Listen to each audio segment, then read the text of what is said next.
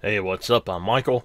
Uh, I am going to be showing you how to make a wall mountable headphone holder today.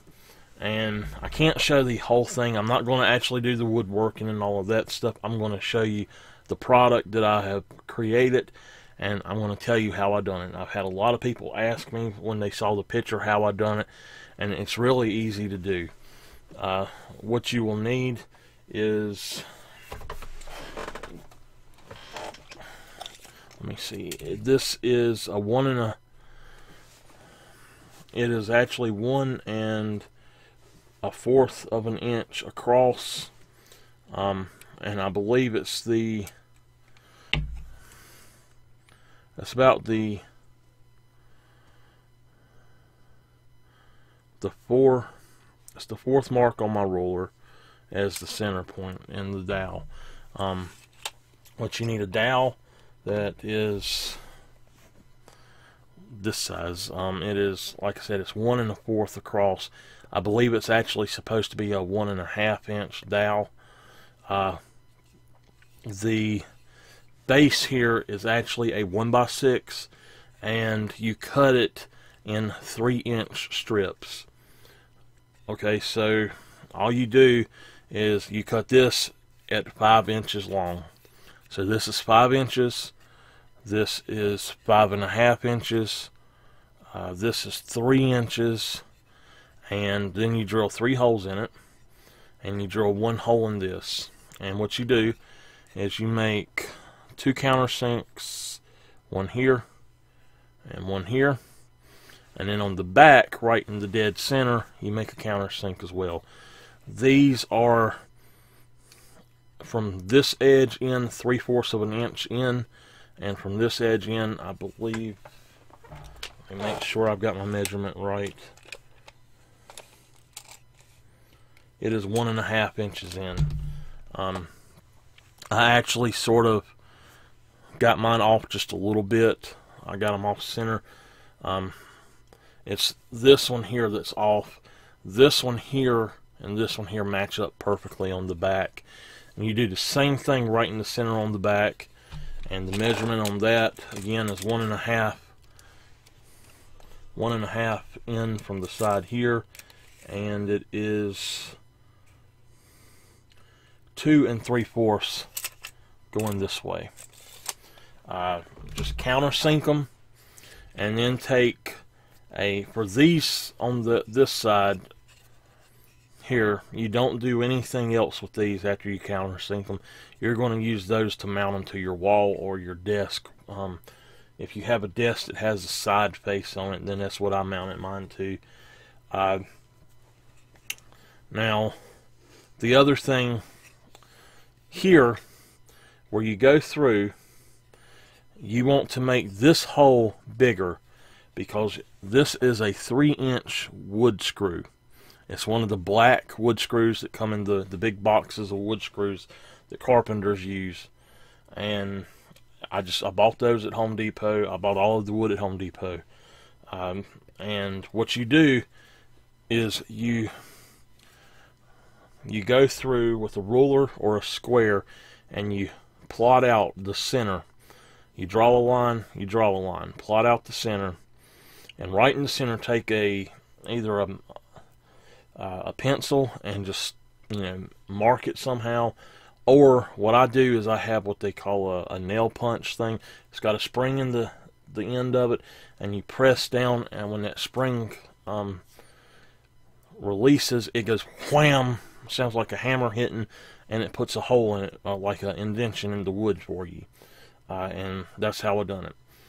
You will need a saw, a pencil, a drill, and some sandpaper, at the very least. And I actually cut this with I'm trying to think what it's called, a miter saw, a hand miter saw, I use no power tools up until I use my drill on this. To get this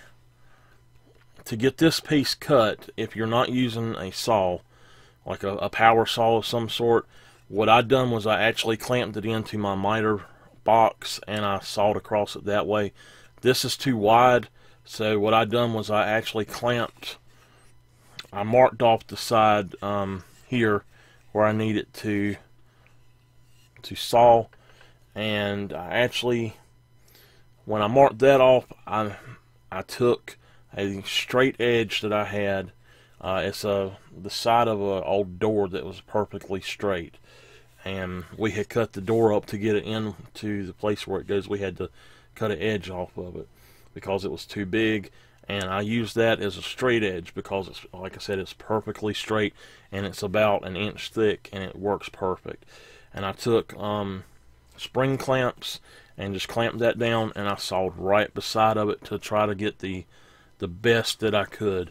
And it's actually right here on this side, it actually come away from the line just a slight bit, but you can't really tell it that much. And then you go over the holes after you've got those drilled with sandpaper to make sure there's no splinters sticking off. I rounded my edges over with sandpaper with a sander, actually. I have a mouse sander is what it's called, and I just rounded the edges over. You can see they're sort of rounded over in more than one direction there. So this is actually not complete though. What you do, you take this and you set this end flat. Now you have to have this flat. If anything is cut right, it has to be the dowel. Set this flat, have somebody else hold this as tight as they can, and if you don't have a drill press, this is how you have to do it. I don't have a drill press, so what you have to do is take and on that center mark in that dowel, very slowly go all the way down in with your smallest bit. Go to your next bit, measure the size of the screw. I have what I call stepping bits. They go up one size, and I took, I think, the fourth size that I had and went down, and it's just below the size of this screw, and not the head of it, but the actual screw part. And I got it down in there as far as I could go, and then I slowly drilled that in. I started with a screwdriver and got that in there and got them lined up. You have to make sure the screw goes in straight because it's a long screw. If you do a short screw, it will not hold it. I don't know why, but the short screws, like the 1.5 inch, will not hold it. You need at least a 2, 2.5, or 3 inch screw. And I believe I used a 3 inch on this one. That's the only one I had. So when you start that, when you get it straight, you can go on and power drill it down, but you have to have somebody hold this. And the way I do it is I take my drill and I hold it here, and I just sort of lower my hand, and that gives me like a plunge on it. It's the only way I can do a hole straight up and down. Now this board is actually a little bit warped where it's been sitting outside or out on my porch where I keep my wood, but it'll still work fine. It's still not done though. Once you get that in there and you get that tight, if it's not tight, unscrew everything. Try not to take it out of this piece, out of the base, but you unscrew this off and take you a toothpick. Put the toothpick down in there, take you a hammer and sort of lightly tap the end to break it off down in there, and then put your screw back in it and screw it back down, and that, excuse me, that will fix your tightness of it. Now, the last piece that I put on mine, I got these hiccups again. The last piece that I put on mine is a piece of pipe foam, and you have to be careful about cutting these. The best way to cut these is to have them cut on a bandsaw, and you just take it, you get the bandsaw there, and you mark it with a marker like a black Sharpie, and then you just sort of go straight across with it, and that'll give you the best, cleanest cut you can get. I cut this one with scissors because I don't have a bandsaw. This end is cleaner than this one is. You can even see the imperfection right here in this one. So what you do is you take this like so, and you take this like so. Now this is the one that fits the 1.5 inch pipe or the 1 inch pipe. Take your dowel over to, in your hardware store, over to where they keep these, and these come in like 8-foot sections. Take your dowel over there and fit these together to see if it's the right size. Once you get it on there, you just slide it on.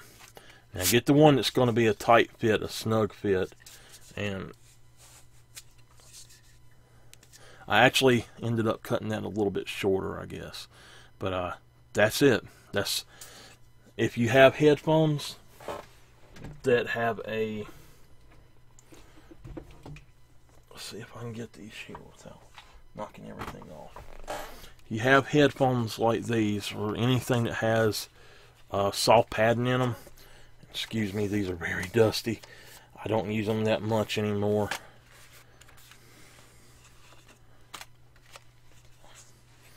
You just, if you have them with that soft padding on the inside, then put this on here, and it'll just hold it like that.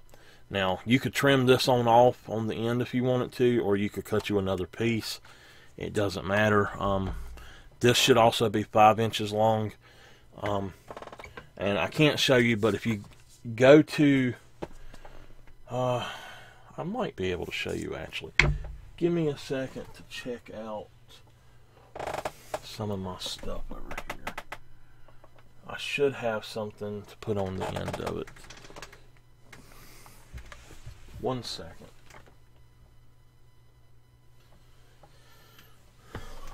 Well, my bag of tools is gone. I don't know where I put them. Excuse me just a second.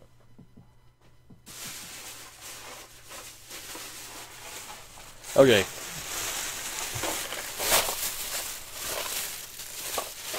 I don't know that it's in here. If it is in here, I can show you though.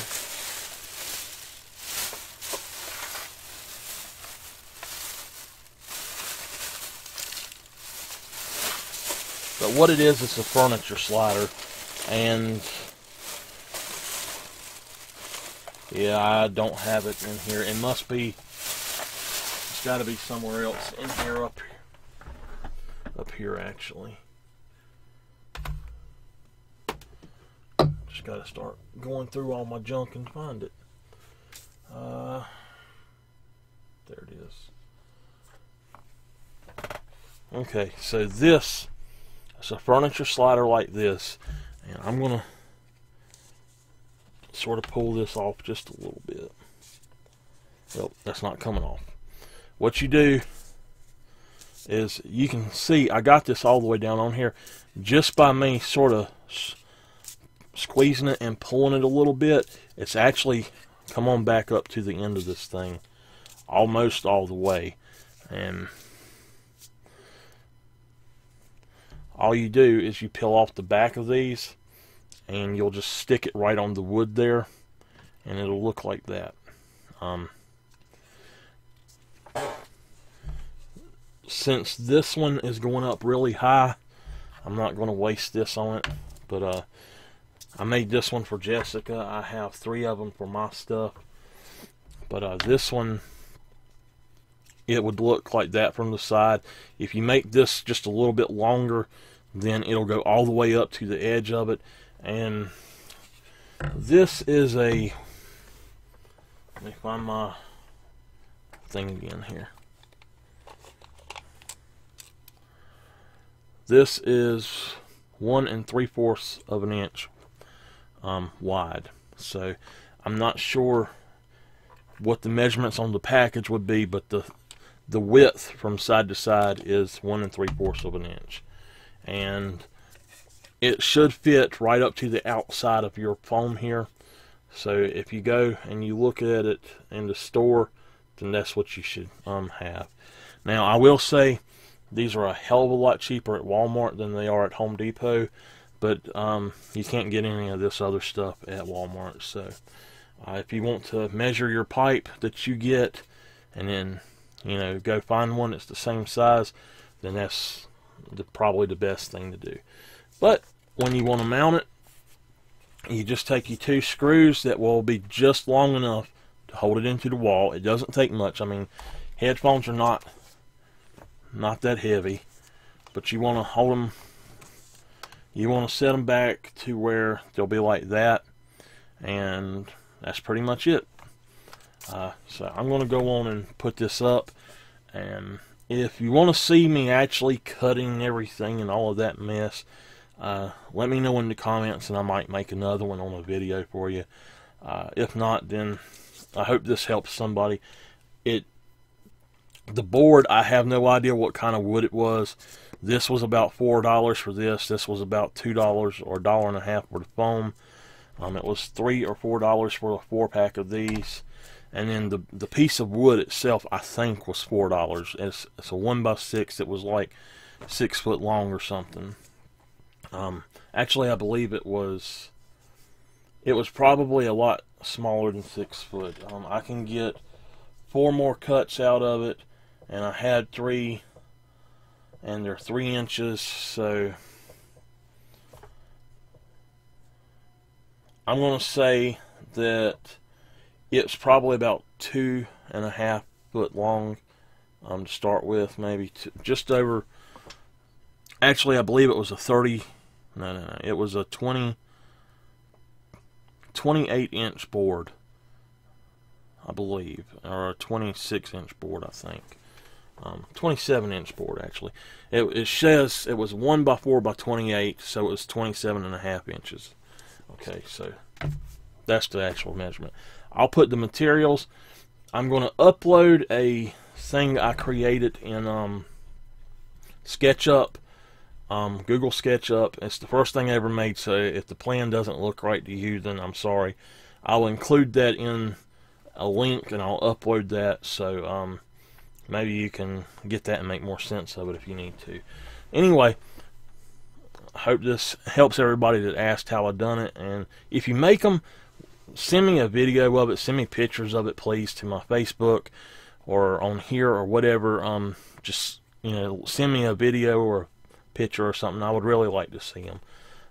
That's it. See you later.